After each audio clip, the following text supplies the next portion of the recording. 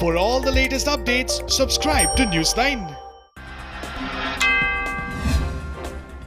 The Naveen Patnaik-led government has announced that plasma therapy for COVID-19 patients will begin from today. The Odisha government said the plasma therapy will be introduced at the 3 dedicated COVID hospitals. The details were revealed during a high-level meeting held under the chairmanship of Chief Minister Naveen Patnaik on Tuesday. Senior Congress leader Shashi Tharoor on Tuesday said he was sad to see Sachin Pilot leave the Congress and asserted that instead of parting ways, Pilot should have joined the effort to make the party a more effective instrument for his and our dreams.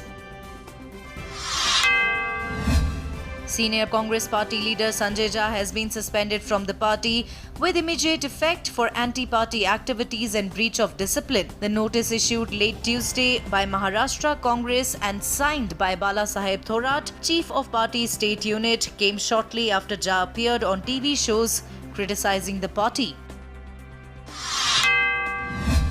The preliminary autopsy report of Debendra Nath Rai, MLA from Hemtabad in West Bengal's North Dinajpur district, has stated that he died due to effects of hanging. The body of 65-year-old Ray was found hanging about a kilometer from his house in Bindal village on Monday morning.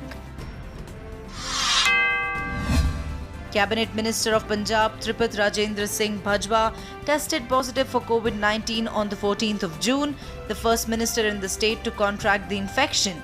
The Rural Development and Panchayats Minister had undergone a COVID-19 test last Friday after his department's director tested positive for the disease.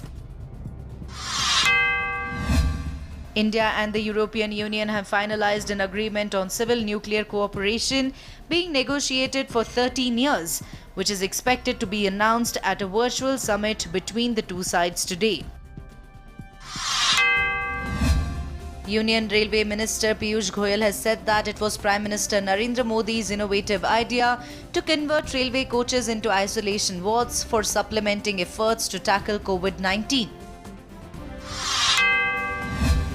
The Indian Meteorological Department has issued an orange alert for coastal districts in Maharashtra, stating that heavy to very heavy rainfall was likely in isolated areas. The Rajya Sabha Secretariat has launched an employees' welfare scheme in the name of former Union Finance Minister Arun Jaitley, who was also the leader of the House in the Rajya Sabha. The scheme has been formed and approved based on the decision of Sangeeta Jaitley, wife of the senior leader who passed away in August last year.